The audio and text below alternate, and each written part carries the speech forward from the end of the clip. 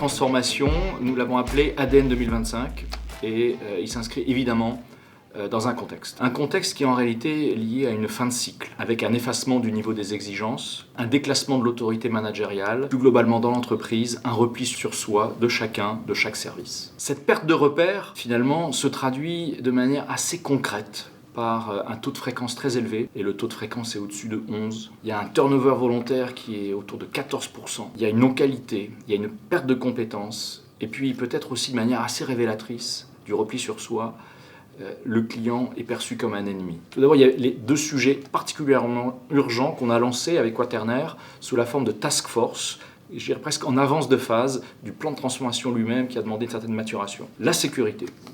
On a vraiment voulu marquer le coup d'une rupture sur la sécurité. Et le deuxième sujet, c'était sur l'organisation d'une de nos agences, l'agence Quaternaire, qui souffrait vraiment très fortement de cette perte de repères et de cette fin de cycle. Et donc on a fait un focus très particulier sur l'organisation de ce service. Les résultats suite aux premières actions qu'on a déployées, sur la sécurité, et je le dis avec beaucoup d'humilité et sans aucun triomphalisme, parce que sur ces sujets-là, on n'est jamais arrivé, mais on a réduit par 2 le taux de fréquence absolu. On a une des deux agences qui a un taux de fréquence à 0 depuis le début de l'année 2021, ce qui n'était jamais arrivé dans l'histoire.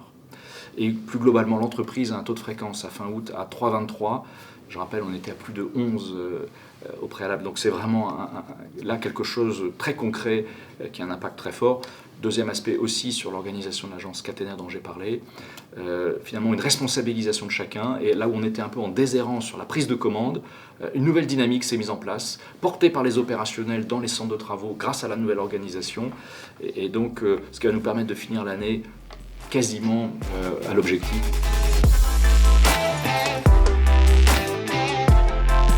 Écoute.